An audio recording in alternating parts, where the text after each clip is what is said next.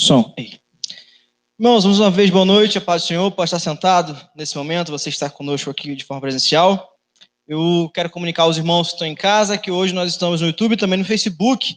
Pelo fato, dado um problema na plataforma, nós fomos para outra, então nós já pedimos desculpa aos irmãos que estão em casa, às vezes pela qualidade do som, porque não pode ficar tão 100% quanto a gente tinha se organizado a ser. Mas eu quero dizer para os irmãos que estão de forma presencial, nada mudou, continua a mesma coisa. Então, você que está em casa, que pode vir, está perdendo, pode estar aqui com a gente e pode estar glorificando o Senhor de forma presencial e não vai dar mais problema nenhum. Você vai estar aqui com a gente e não vai ter problema nenhum aí de conexão. Então, esse é o nosso desafio. Se você pode estar conosco, esteja. Meus irmãos, você que está aqui comigo, eu quero te convidar a abrir a sua Bíblia, por favor, no profeta Oséias. Nós vamos continuar a nossa série de mensagens expositivas de hoje. Vamos falar sobre Oséias agora, capítulo 1, versículo 2. Eu quero te convidar a abrir a sua Bíblia em Oséias 1, 2. Nós vamos ler até o versículo, capítulo 2, versículo 1. Nós começamos na semana passada a nossa série de mensagens positivas no profeta Oséias, profeta menor Oséias, e nós vamos hoje continuar. Mas antes disso, eu queria agradecer ao Senhor, louvar o Senhor pela vida da nossa irmã Carla e da nossa irmã Adriana, que lideram o Ministério Infantil e que nesse final de semana realizaram uma EBF online, que foi muito bacana, foi muito legal. Estava assistindo as brincadeiras lá. Pena que a Cecília não pôde participar. A Cecília dormia toda hora, cara. Toda hora que eu colocasse a Cecília para aparecer, a Cecília começava a dormir. Aí eu quase não apareci com ela para que ela pudesse estar ali junto conosco. Eu queria pedir à nossa irmã Carla, representando o Ministério Infantil, que se colocasse de pé.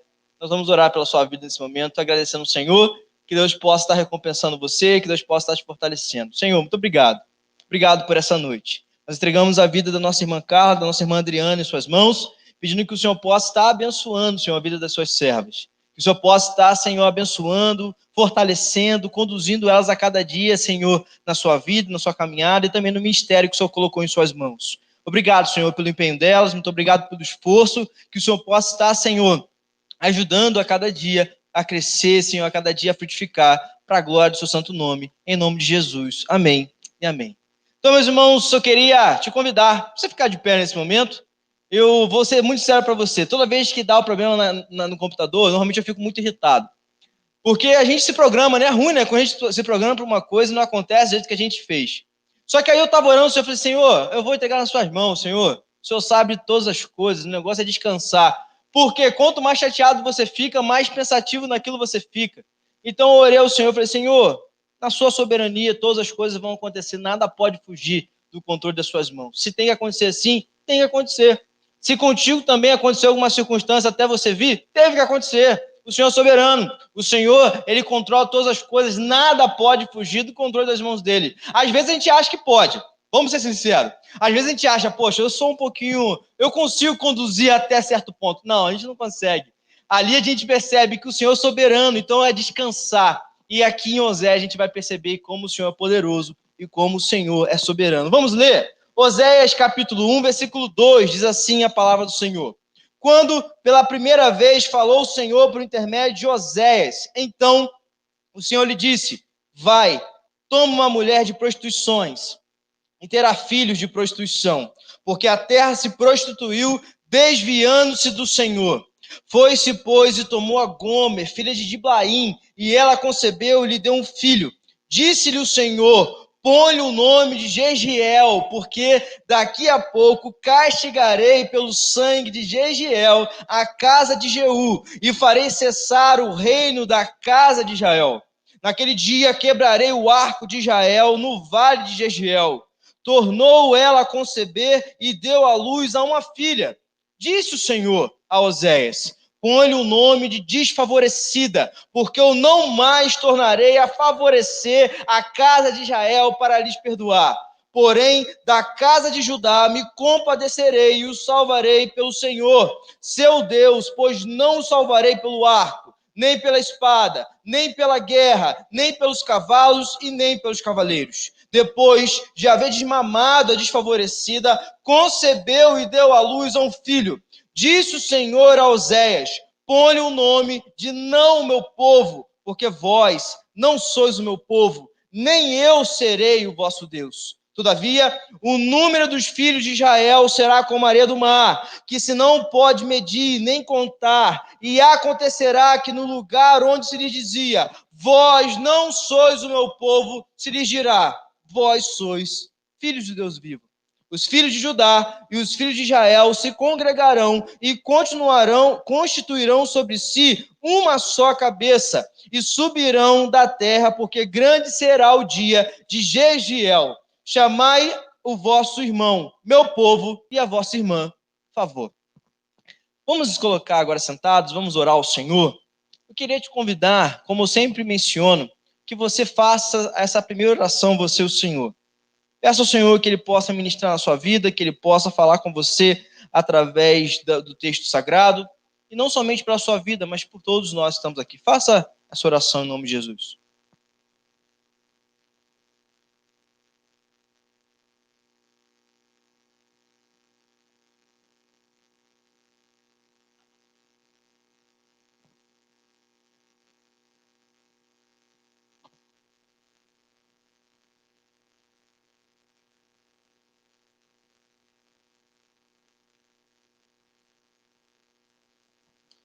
Senhor, nós queremos te agradecer, Senhor, nessa noite, mais uma vez em oração. Muito obrigado, porque o Senhor até aqui nos conduziu. Muito obrigado, porque o Senhor tem nos fortalecido.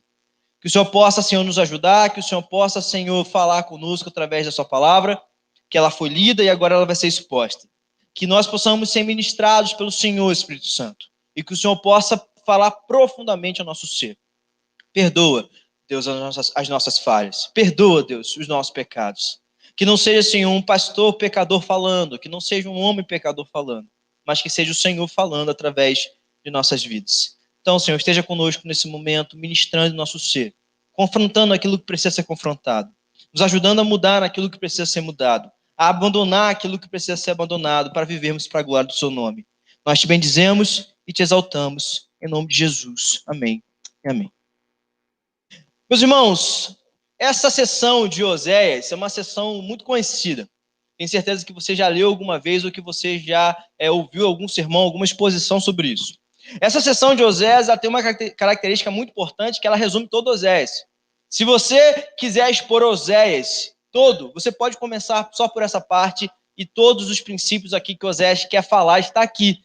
Só que nós não vamos nos aprofundar tanto como poderíamos para que nós não possamos, para não ficar repetitivo, porque nós vamos expor o livro inteiro. Então eu quero te convidar a pensar comigo sobre tudo aquilo que Oséias vem a nos dizer nesse texto, tudo aquilo que Oséias vem nos desafiar nesse texto. Muitas vezes, meus irmãos, em muitas situações, nós olhamos para as nossas vidas e nós contemplamos umas densas nuvens. Às vezes eu e você começamos a olhar para nós mesmos, às vezes eu e você começamos a olhar para algumas dificuldades, começamos a olhar para alguns problemas, ou até mesmo para alguns prazeres terrenos nessa caminhada, e nós começamos a ser inclinados e a viver em conformidade não com a palavra, mas segundo o nosso princípio. E muitas vezes, em muitas situações, eu e você vamos entrando em densas trevas e vamos passando por situações complicadas, porque nós vamos ficando constantemente mais longe do Senhor. Em meio às lutas, meus irmãos, em meio às dificuldades, em meio às situações que vão aparecendo, nós vamos percebendo a nossa fragilidade.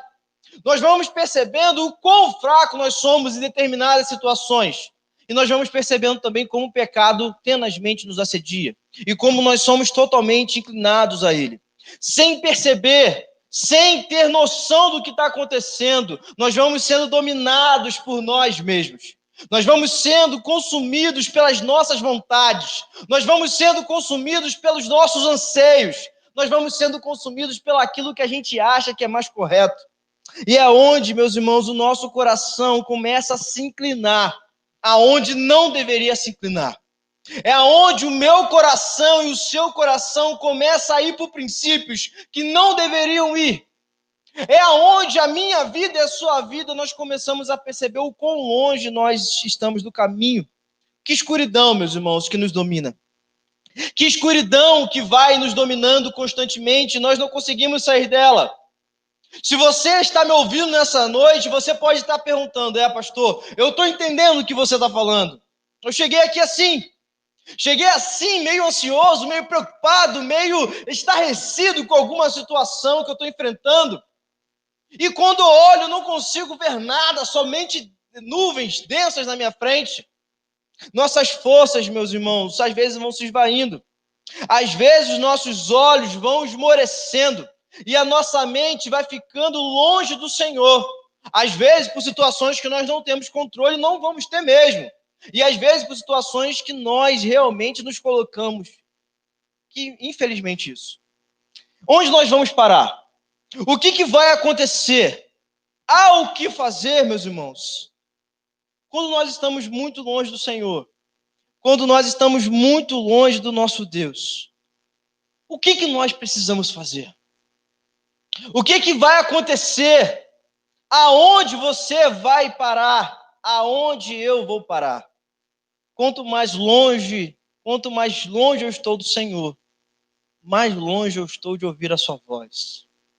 Quanto mais longe eu estou do meu Deus, mais longe eu estou de entender e compreender a vontade dele para a minha vida. É nesse momento, quando nós nos encontramos sozinhos, é nesse momento quando nós nos encontramos bem sozinhos, preocupados, angustiados, é que nós podemos contemplar o Senhor. É nesse momento que nós podemos contemplar a grandeza do Senhor. É nesse momento que nós podemos contemplar a misericórdia e o amor do Senhor nos atraindo para Ele mais uma vez. Quando você ler Oséias, quando você ler essa sessão que nós lemos, você consegue perceber o quão longe o povo estava e o quão longe ele estava caminhando. Mas você também consegue perceber o Senhor atraindo o povo dele mais uma vez para próximo a ele. Você consegue perceber a graça do Senhor alcançando os corações. Você consegue perceber que um futuro que não tinha nenhuma esperança, agora começa a raiar uma luz.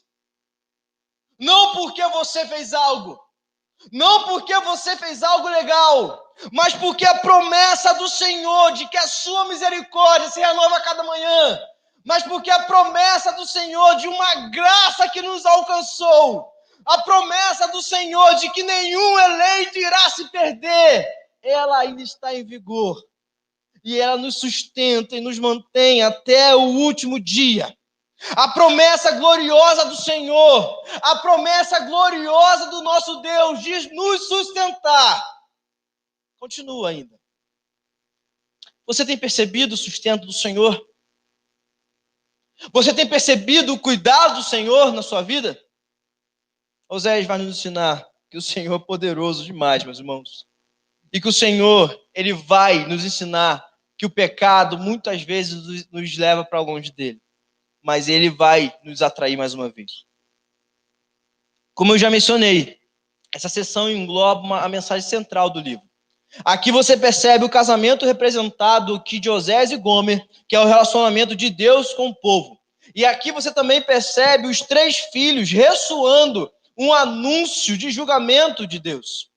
Aqui, a família de Oséias representa o nosso relacionamento com Deus. E como nós vimos na semana passada, Deus levanta o profeta Oséias para falar ao povo, mas o povo não queria ouvir. O povo estava surdo, cego, não se importava. Deus então usa o profeta para representar esse relacionamento. E há uma grande discussão aqui, meus irmãos, que acontece nessa sessão. E nós precisamos pontuar para que nós possamos prosseguir. Há várias interpretações nesse texto. A primeira interpretação é de que esse relacionamento que nós lemos aqui é somente um símbolo, uma ilustração, uma alegoria, não foi real. O segundo posicionamento é que Gomer era uma adoradora de deuses pagãos, não uma prostituta de uma forma literal. E a terceira posição que nós vamos seguir é que o relacionamento de Oséias é literal e não simbólico. Realmente aconteceu. Realmente isso tudo foi feito pelo Senhor, para orientar e para falar com o povo. Acompanhe comigo o versículo 2, não feche sua Bíblia. Nós retornaremos para o texto constantemente. Quando pela primeira vez falou o Senhor por intermédio de Oséias, então o Senhor lhe disse: vai, toma uma mulher de prostituições e terás filhos de prostituição, porque a terra se prostituiu, desviando-se do Senhor. Falou o Senhor, meus irmãos, por intermédio de Oséias. Deus chamou muitos homens a escrever algumas coisas que nós temos acesso aqui nas Escrituras, aonde toda a Escritura é revelação do Senhor. Deus usou homens para isso, mas com Oséias, algo foi muito diferente. Com Oséias foi muito mais profundo. Oséias executa a um custo pessoal os propósitos de Deus. Oséias não simplesmente fala, Oséias não simplesmente pronuncia, Oséias não simplesmente esboça o que o Senhor disse, Oséias representa com a sua vida. Deus chamou o profeta para representar, para demonstrar a prática do seu amor. É nisso que Oséias é diferente dos outros profetas. A primeira fala de Deus ao povo aqui não foi dirigida diretamente ao povo, mas diretamente ao profeta. Deus fala a Oséias primeiro. Deus diz: Oséias, vai e toma uma mulher. Oséias, vai e toma uma mulher de prostituições. E aqui você percebe que Deus fala diretamente com ele, para que ele representasse. Deus não falou, meus irmãos, simplesmente de forma ilustrativa, ali dizendo: olha, vamos pensar que você pode fazer isso. Não, vai, Oséias, e toma. Deus é mostrado aqui, meus irmãos, como algo muito sério, como um marido traído que procura reatar o casamento com a sua esposa. Deus aqui é demonstrado como um marido que é abandonado. Deus aqui é demonstrado como um marido que foi largado pela sua esposa. E ele diz: vai, Oséias, e toma. Oséias, meus irmãos, foi. Você vê no texto Oséias questionando? Você vê Oséias no texto perguntando? Você vê Oséias dizendo: Senhor, poxa, eu não vou não. Ah, Senhor, por que os outros profetas que estão ao meu redor, como Isaías, como Miqueias, como Amós, por que os outros profetas o Senhor usa para eles pronunciarem? E comigo eu tenho que representar, Senhor. Se fosse com você, se fosse comigo e com você, você agiria de prontidão como Oséias? Eu creio que não. Porque com certeza você pensaria: minha reputação. Minha reputação. Não, Senhor. Senhor, como é que eu, um homem íntegro, fiel ao Senhor, vou ter um relacionamento desse tipo, Senhor? Nós pensaríamos na nossa reputação. Só que Oséias, ele não reclama, ele não protela, ele cumpre a missão. E essa missão, meus irmãos, é muito difícil. É uma missão muito dura. É uma missão muito forte. Que eu e você, com certeza, e muitos de nós iríamos fugir dela. Mas Oséias não. Oséias entende a vontade do Senhor. Oséias entende por que o Senhor falou com ele. E Oséias vai e toma uma mulher de prostituições. João Calvino, comentando sobre esse texto, ele vai parafrasear esse capítulo todo que nós lemos de uma maneira muito dura e muito forte, que eu concordo. Ele vai parafrasear porque no texto hebraico, nós às vezes não conseguimos entender no hebraico realmente o que está ali sendo escrito. Nós temos a noção por causa da nossa língua aqui atual, português. Mas no texto há algo muito mais profundo. E João Calvino ele vai parafrasear esse texto dizendo assim, ó: aqui nós vemos como se Deus estivesse dizendo: esse povo é uma raça adúltera. Todos nascem, por assim dizer, de uma meretriz. O reino de Israel é o mais imundo dos bordéis. E agora eu repudio e rejeito. Não mais o tenho como os meus filhos. É como se Deus estivesse dizendo: vocês estão muito longe de mim. Vocês constantemente dizem que me adoram com os lábios. Vocês constantemente dizem que me servem. Mas as suas atitudes, os seus atos não condizem com isso. É como se Deus estivesse dizendo para mim e para você: quantas vezes eu te perdoo, quantas vezes eu te aproximo de mim, e você cai nos mesmos pecados, nos mesmos erros. Quantas vezes você me pede perdão na segunda-feira e na terça-feira você comete o mesmo pecado? Quantas vezes você abre o seu coração, rasga o seu coração diante de mim, dizendo: Senhor, eu me arrependo, Senhor, me perdoa. Mas passa-se alguns dias e você retrocede e volta para os mesmos caminhos que você pediu perdão. É duro isso, meus irmãos. É uma situação muito dura, porque Deus olha o pecador e Deus vê imundícia. Deus olha o pecado e Deus vê sujeira. Deus olha o pecado e Ele vê sujeira. Deus não se contamina com esse tipo de coisa. Então, a fala de Deus aqui é uma fala dura. É uma fala, meus irmãos, que muitas vezes nós não estamos acostumados. É uma fala que muitas vezes nós não estamos habituados. E uma pergunta eu tenho a fazer para você.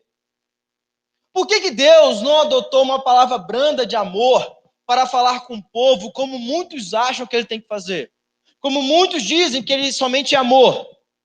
Por que Deus não falou somente amorosamente? Por que Deus não foi amoroso com o povo?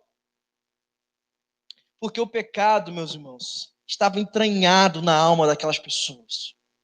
E Deus fala de forma dura, porque Ele tinha que arrancar aquilo. Deus tinha que arrancar aquele pecado. O pecado não poderia permanecer, porque às vezes a gente fala de uma forma mais branda e as pessoas consideram: Deus é tão bonzinho, né? Eu posso continuar a pecar da mesma forma que o Senhor continua a me perdoar. E Deus mostra para o povo de Israel: é necessário arrependimento dos seus pecados, é necessário você retornar aos meus pés. Então, quando a gente olha, meus irmãos, as pessoas pregam aí um Deus somente de amor e não um Deus também que se ira contra o pecado. As pessoas acho que nunca leram Oséias. Porque esse capítulo mostra o Senhor irado contra o pecado. Esse capítulo vai só piorar, meus irmãos. Nós só estamos nos primeiros versículos, só vai piorar. A cada hora vai ficando pior. É Deus se manifestando ao povo de forma dura para que o povo entenda o quão longe o povo estava do Senhor. O quão longe nós estamos de Deus. Você já parou para pensar que muitas vezes nós estamos somente de forma física, mas que a nossa cabeça está totalmente longe do Senhor? Já parou para pensar que às vezes você separa um momento de leitura da palavra, você, poxa, eu vou orar, Senhor, eu vou agora ler 2 capítulos aqui da Bíblia. Aí quando você termina de ler um capítulo, você para e pensa: rapaz, nem lembro o que eu li. Aí você retorna para o início, porque às vezes a nossa cabeça não está conectada com o Senhor.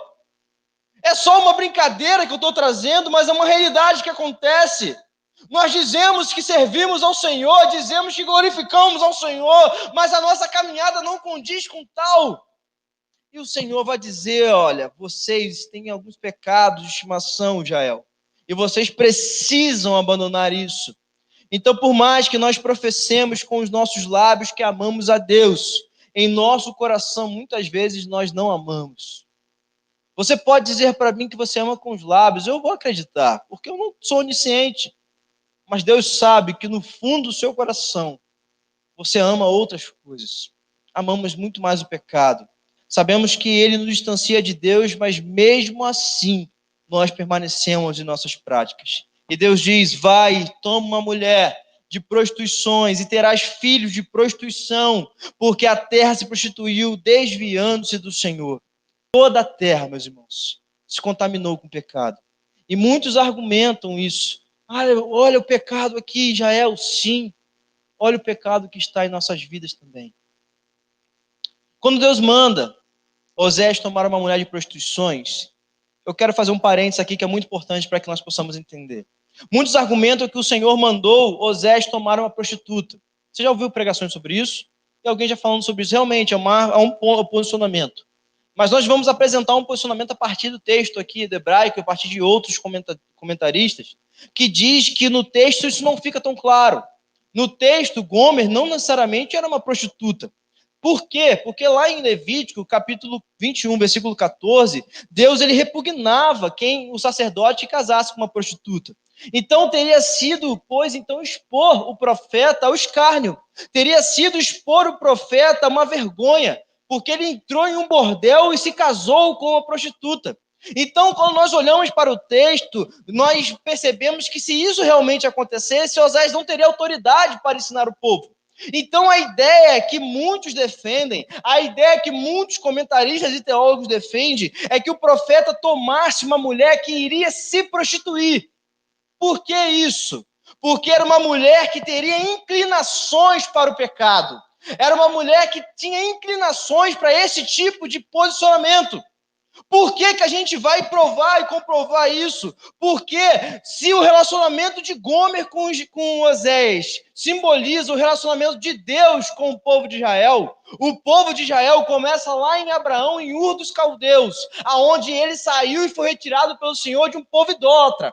Dali, sendo tirado aquele povo idólatra, a partir de Abraão surge uma nação, e essa nação é monoteísta, uma nação que adora somente ao Deus vivo. A partir disso, então, você percebe que esse povo que adorava somente a Deus se inclinou a adorações, se inclinou à entrega de outros ídolos, começou a servir outros ídolos. Ou seja, foi tirado, foi resgatado e foi ensinado a servir o Senhor, mas se inclinou. Quer ver um exemplo claro? Quando Moisés ficou muito tempo no monte, o que o povo de Israel fez? Olha, Arão, esse cara não vai descer mais não. A gente precisa que você faça algo para a gente adorar. Arão, então, pega todo o ouro, derrete e faz, então, um bezerro de ouro. Ali o Senhor se ira contra Israel. Entenda, o povo de Israel tinha acabado de ser libertado do Egito. O Senhor tinha aberto o Mar Vermelho, tinha feito muita coisa naquele lugar. E Israel não soube esperar. Ou seja, Israel tinha inclinações a adorar deuses pagãos. Então, Deus manda tomar Gomer. E Deus chega e fala, olha, toma uma mulher que irá se prostituir. E ela será uma vergonha. E você irá representar um povo que me envergonha constantemente. Versículo 3 e 4, então Osés toma Gomer, uma esposa, e tem filhos com ela. E agora, meus irmãos, eu quero que você preste bastante atenção comigo. A situação só vai piorar. A situação só vai ficar pior. Os 3 filhos agora vão representar o julgamento do Senhor sobre o povo. E a situação vai piorando a cada dia, a cada hora vai piorando. Deus, então, vai mostrando para o povo de Israel o que precisa acontecer. Gomer e Osés têm o primeiro filho chamado Jeziel. E o versículo 4 diz... Disse-lhe o Senhor, põe o nome de Jeziel, porque daqui a pouco castigarei pelo sangue de Jeziel a casa de Jeú, e farei cessar o reino da casa de Israel. O Senhor manda colocar o nome, meus irmãos, do primeiro filho de Jeziel. Que nome é esse? De onde? Por que surgiu isso? Por quê, meus irmãos? Jeziel era um campo considerado de carnificina, um campo de morte. E quem era Jeú aqui, que o Senhor diz? Jeú foi um rei levantado pelo Senhor para aniquilar Acabe e também Jezabel. Você lembra da história deles? O povo, uns reis muito ruins que inclinavam o povo à adoração a Baal. Então o Senhor levanta Jeú e fala, olha, você, está lá em 2 Reis, capítulo 9 e capítulo 10, você vai ser levantado e vai acabar com a casa de Acabe e com Jezabel e vai libertar o povo dessa opressão dessas pessoas. Jeú então é levantado, Jeú então começa a guerrear e começa a acabar com Jezabel e com Acabe. Aí o Senhor, meus irmãos, começa e dá o nome de Jeziel, porque aonde Acabe morreu, aonde Jezabel morreu, foi no vale de Jeziel. Aonde o Senhor livrou o povo, aonde o Senhor livrou o povo de uma opressão de reis muito ruins, é onde o Senhor vai punir a Israel. E você começa a contemplar comigo e perceber que o versículo 5 diz, naquele dia quebrarei o arco de Israel no vale de Jeziel. Deus, meus irmãos, vai quebrar o povo. A palavra é muito dura. É como se Deus estivesse falando para o povo, aonde eu libertei vocês, aonde eu salvei vocês, eu vou quebrar vocês. Eu vou quebrar o arco de vocês não conseguirão permanecer, porque vocês não escutam a minha voz. Rapaz, aí a pergunta que eu faço para você: Deus, que palavra dura! É, que palavra dura. E vai piorar, tá? Vai piorar. O Senhor diz: do vale aonde eu libertei vocês, eu vou quebrar o arco de vocês. E esse arco representa o poder militar de Israel. Representa, meus irmãos, aqui as armas de Israel. E Deus fala: olha, vocês estão muito autossuficientes. Vocês estão se achando muito poderosos. Vocês estão se achando muito bons. Então, Oséias, coloca o nome do seu primeiro filho de Jegiel. Porque de onde eu tirei eles, eu vou quebrar o arco deles. Meus irmãos, olha quão sério isso é. Olha quão sério isso é. Nesse momento, Israel não ia mais lutar com homens. Nesse momento, Israel não ia lutar mais com força humana. Nesse momento, Israel ia lutar com o Senhor dos Exércitos. Olha quão sério isso é. Olha como o pecado fez isso. Olha como Deus tirou contra o pecado.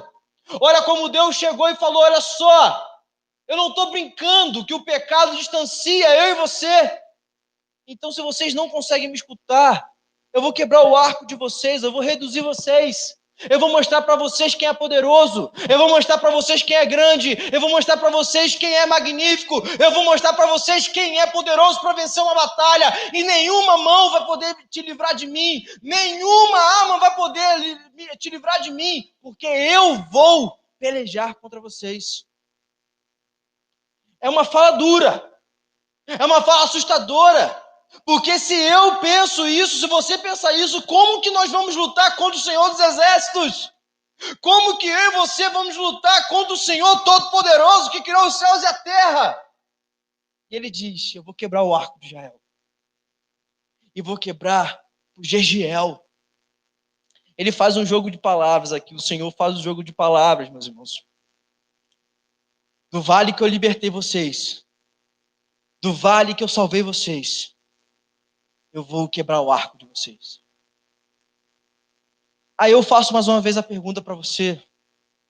Pastor, você pode estar perguntando: pastor, muito duro. Eu faço a pergunta: é duro mesmo, né? Uma palavra firme, né? Eu sempre brinco quando eu prego assim, com esses textos assim, de que nesse momento ninguém glorifica. Porque não tem como glorificar. Dá medo. Porque se Deus falar para mim, tá, quando você tiver o segundo filho, você vai colocar o nome de Jegiel. Meu Deus! Que medo que isso vai dar! O Senhor fez isso com Oséias. Eu imagino o profeta, naquele momento, botando o nome do filho dele, Jegiel. Senhor, tem misericórdia de nós. Senhor, tem misericórdia da nossa vida. Só que o versículo 6 piora. Chega o versículo 6 e diz: tornou ela a conceber e deu à luz a uma filha, e disse-lhe o Senhor: põe um nome de desfavorecida, porque eu não mais tornarei a favorecer a casa de Israel para te perdoar.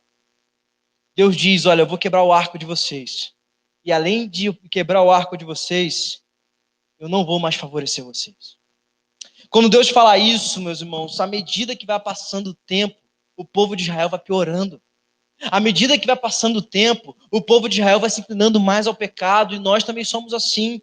Quanto mais nós experimentamos do pecado, mais nós vamos nos inclinando, mais nós vamos nos afastando. E o povo de Israel foi vivendo assim, o povo de Israel foi caminhando assim, o povo de Israel foi vivendo dessa forma e não entendia. E Deus então diz: olha, a segunda filha, Oséias, é desfavorecida porque eu não vou mais favorecer a casa de Israel.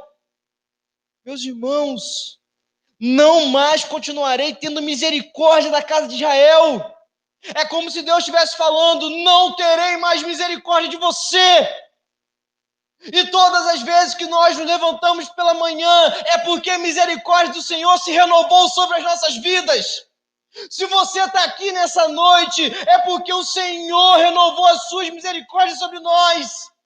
Se nós conseguimos respirar, se nós conseguimos andar, é porque a misericórdia do Senhor se renovou. E Deus diz agora: eu não mais terei favor da vida de vocês. Vocês vão ser chamados de desfavorecida. A minha misericórdia não estará mais com vocês. Meus irmãos, é algo assustador. Nós vamos começar a andar sozinhos. Nós vamos começar a caminhar sozinhos. Imagina essa situação, meus irmãos, quando Osés falou: o nome da minha segunda filha é desfavorecida, porque o Senhor disse que não mais terá misericórdia de nós. Se Deus não tiver misericórdia de mim e de você, se Deus não tiver misericórdia da nossa caminhada, o que será de nós? Se Deus tirar a sua mão nesse momento sobre as nossas vidas, o que irá acontecer comigo e com você? Se Deus tira, meus irmãos, a sua mão sobre mim, eu não consigo viver. Se Deus diz para mim, Tácito, eu vou ficar 3 dias sem me manifestar com misericórdia na sua vida. Eu acho que vou ficar 3 dias deitado na minha cama. Eu não vou levantar, porque a mão do Senhor já não está mais comigo. A mão do Senhor não está mais me conduzindo. A mão do Senhor não está mais me fortalecendo. A mão do Senhor não está mais me auxiliando. A mão do Senhor não está mais protegendo a minha caminhada, os meus passos. O Senhor não já está mais comigo. É desesperador, meus irmãos. Se o Senhor falar isso para mim e para você, é para ficar desesperado. Se vivermos segundo as nossas vontades, meus irmãos, aonde nós vamos terminar? Se o Senhor não se manifestar com misericórdia, aonde nós vamos parar? Se o Senhor não for um Deus provedor com misericórdia a cada manhã, o que será do seu povo? Meu Deus, isso é algo assustador, meus irmãos. Eu imagino Osés naquele momento, eu imagino o povo ouvindo aquilo, dizendo: Deus não vai mais ter misericórdia de nós. Deus não vai ter mais misericórdia da nossa vida. Deus não mais vai estar conosco. Nós estamos sozinhos, entregues a nós mesmos. E você pode pensar: pastor, tem como piorar? Tem. Porque Deus diz, não mais terei, ou seja, esse não mais é dizendo, até aquele momento, eu estou com vocês. Mas aqui agora, eu quebrei o arco de vocês. Eu não mais terei misericórdia pela vida de vocês. Chegamos então no versículo de número 7, meus irmãos. Nós conseguimos olhar o Senhor dizendo para Israel: olha, eu vou abençoar a casa de Judá, não a casa de vocês. Vocês lembram que eu comentei que o povo foi dividido, né, em 10 tribos para um lado e 2 tribos para o outro. Deus diz então para a casa de Israel: olha, eu não vou mais me compadecer de vocês. Vou me compadecer de Judá. A gente vai entender isso com clareza no Novo Testamento, porque de Cristo vem a tribo de Judá, foi de onde Cristo veio. E a gente vai conseguir perceber também com clareza, porque quando o contexto aqui aponta é que o povo de Israel era um povo rico, poderoso, enquanto o povo de Judá era um povo humilde, que não tinha muito recurso. Então Deus fala para eles: olha, eu vou restaurar eles, eu vou abençoar a vida deles, vocês não, porque eu não mais terei favor, não mais me manifestarei a vocês. Eu me recordo, meus irmãos, de Romanos capítulo 1, quando Paulo diz assim, e Deus entregou os homens às suas próprias vontades. Deus entregou os homens ao seu querer. A partir daquele momento, os homens viveram segundo a sua vontade e o seu querer.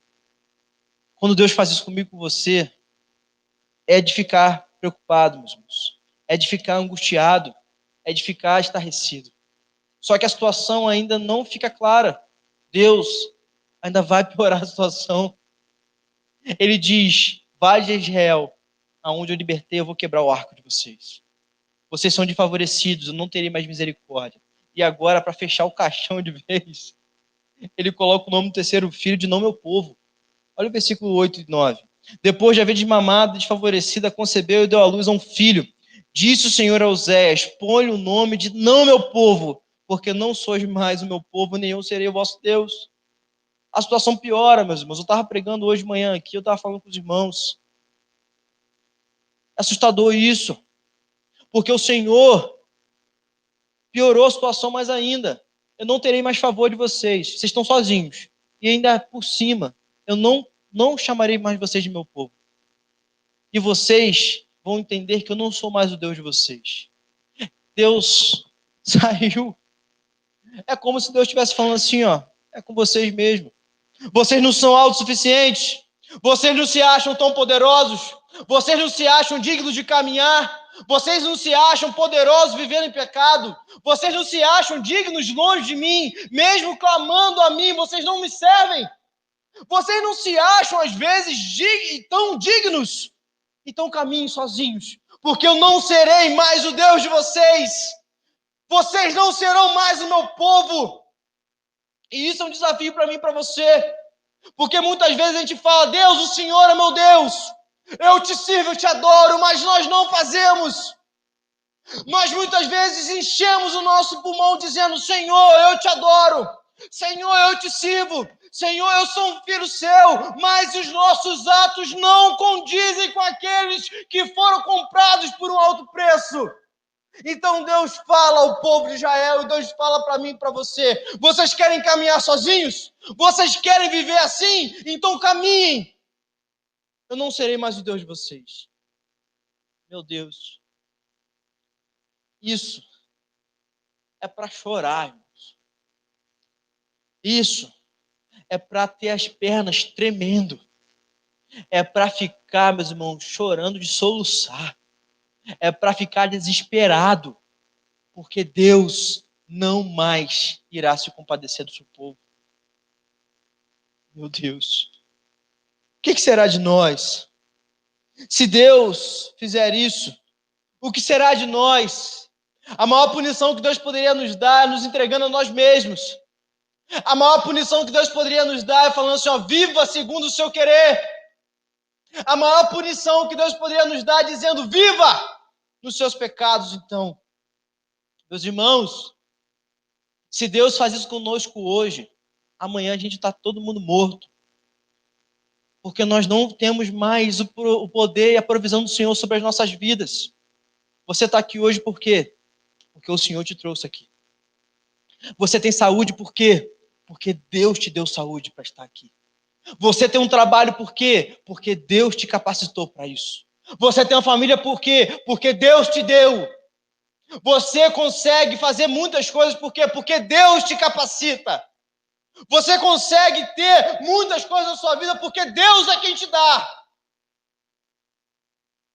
Se Deus sai da nossa vida, se Deus abandona os seus filhos, nós estamos perdidos. Nós não temos mais o que fazer.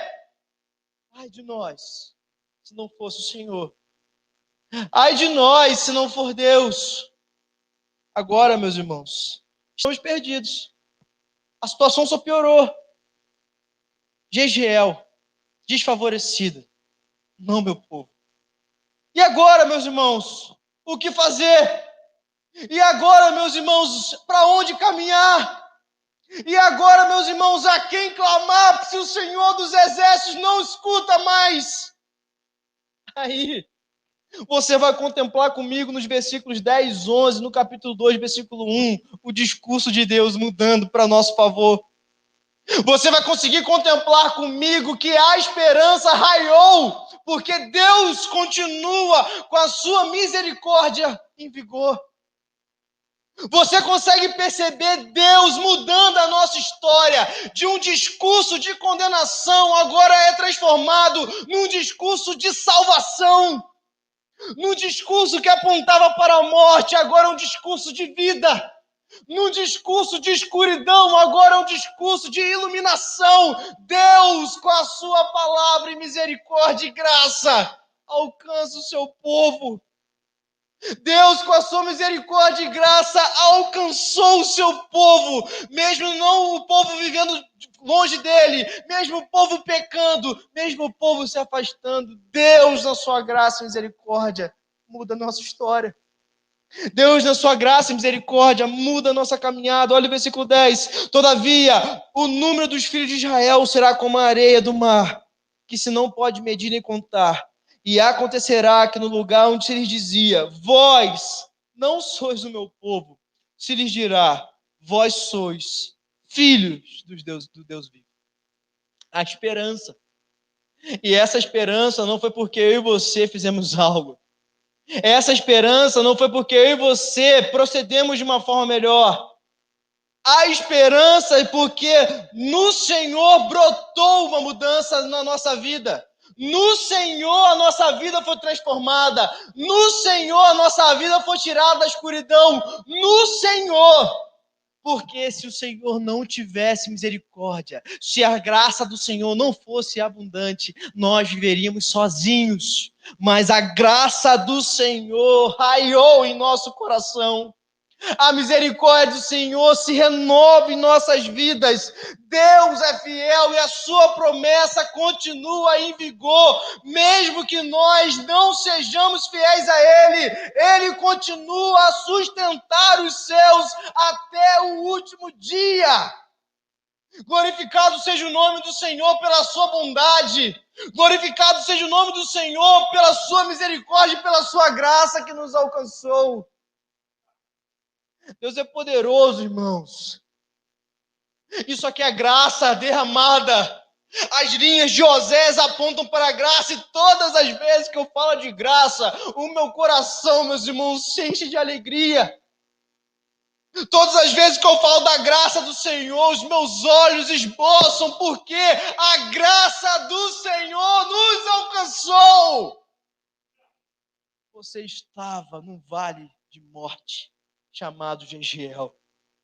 Você estava vivendo como alguém que o Senhor não tinha mais favor. Você estava vivendo como alguém que não tinha mais um Deus. Mas Deus mudou a nossa história. E quando Deus fala que os filhos de Israel serão como a areia do mar, apontando para Abraão, Deus reunirá os seus eleitos até o último dia, e essa promessa irá acontecer. E será que no lugar onde lhe foi dito, vós não sois o meu povo, se lhes dirá, vós sois os filhos de Deus, do Deus vivo? O profeta, meus irmãos, nessas palavras, anuncia a graça divina, como se ele estivesse dizendo, olha, vocês estavam num vale de morte. Vocês não tinham mais o favor de Deus. Vocês não eram mais o povo de Deus. Mas a partir da fala do Deus poderoso, o relacionamento de vocês foi mudado. De um vale de morte, agora vocês vão ser chamados de filhos de Deus. Um novo relacionamento, meus irmãos, acontece. Vocês serão um povo de Deus, mas não somente um povo, mas serão os filhos amados de Deus. Deus irá adotar os seus filhos, meus irmãos.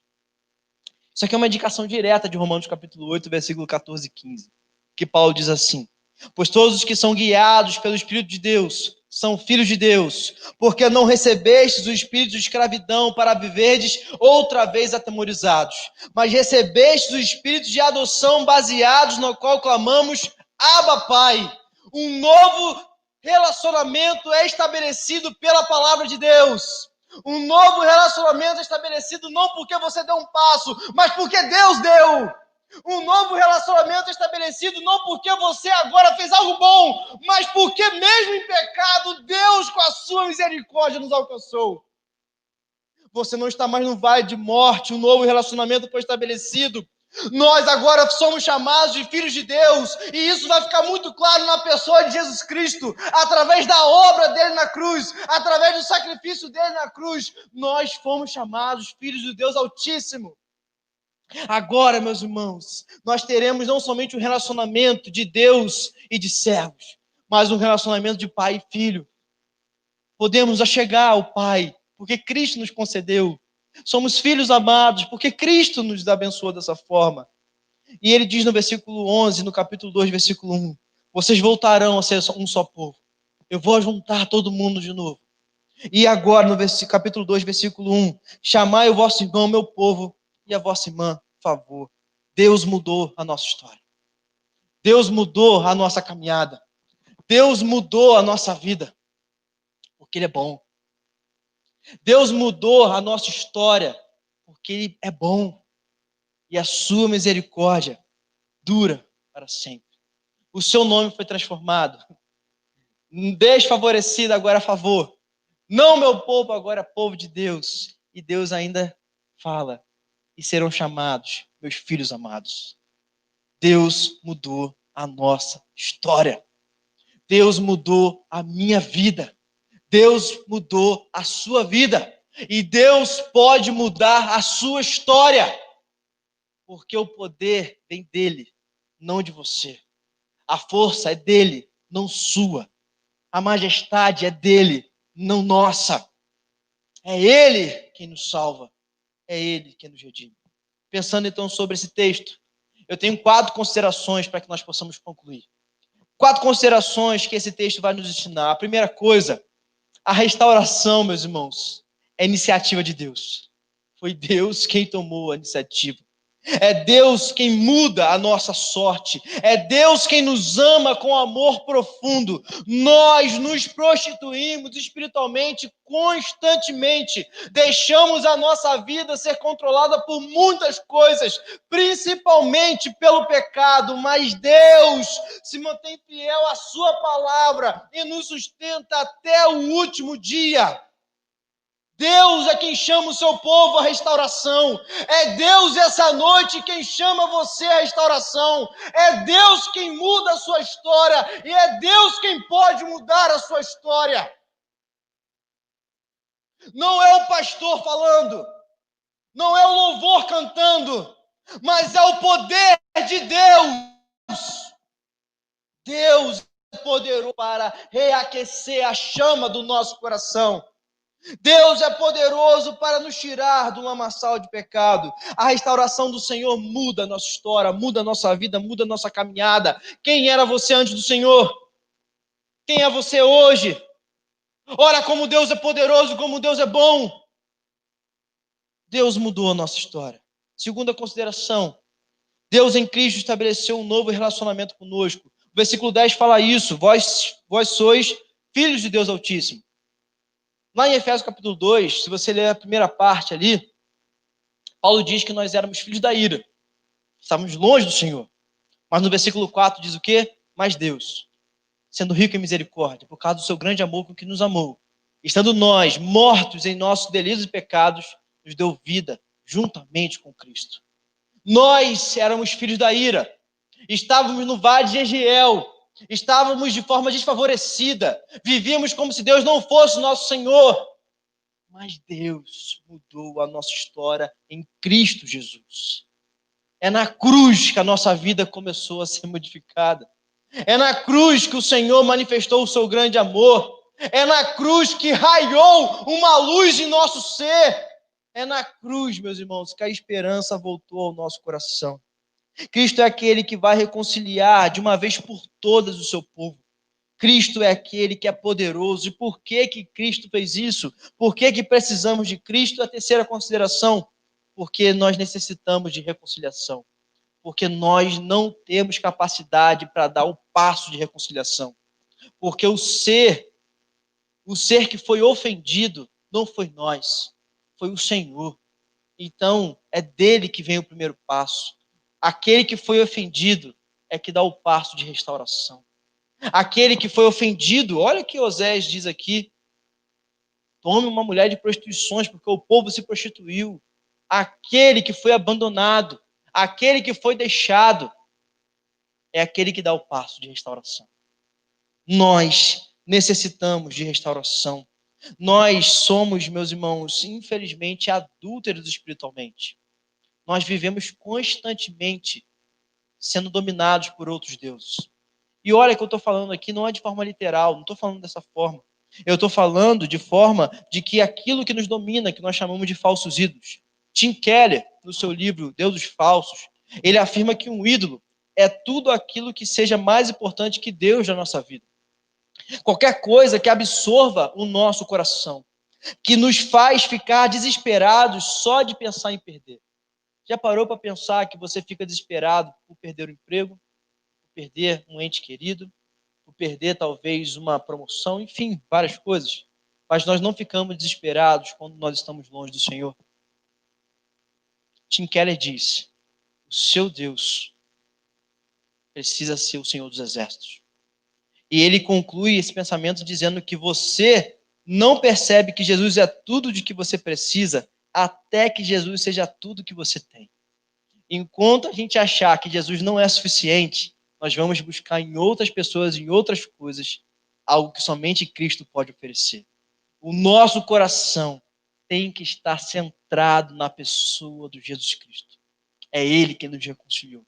E a quarta e última consideração: mesmo sendo tão idólatras, por que Deus não nos abandona? Mesmo sendo pessoas tão pecadoras, por que Deus não nos abandonou? Cristo prometeu estar com os seus até o último dia. Pode o esposo abandonar a sua igreja? Se ele fez uma promessa de que ele retornará para buscar a sua igreja imaculada, essa promessa é real. Então, se ele disse que voltará para buscar a sua igreja, essa promessa irá acontecer. Então, por que Deus não nos abandona? Porque nós somos a noiva do Cordeiro. Porque nós somos a igreja do Senhor Jesus. Porque nós fomos comprados por um alto preço. Porque o seu sangue foi derramado em nossas vidas. E ai de nós, meus irmãos, se não entendermos isso. Senhor Jesus, meus irmãos, mesmo nós sendo infiéis, pecadores, mesmo nós sendo pessoas tão complicadas, mesmo nós sendo pessoas tão, meus irmãos, infiéis ao Senhor, como o próprio texto nos ensina, nos prostituindo de forma espiritual, Deus, em sua misericórdia, muda a nossa história. Deus, em sua misericórdia, muda a nossa vida. E quando nós pensamos isso, quando nós refletimos sobre isso, quando nós estamos pensando dessa forma, a gente precisa olhar para a graça do Senhor.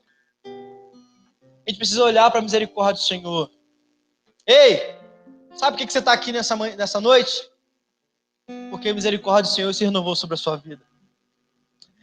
Sabe por que você está em pé? Porque a graça do Senhor é mais abundante que o seu pecado.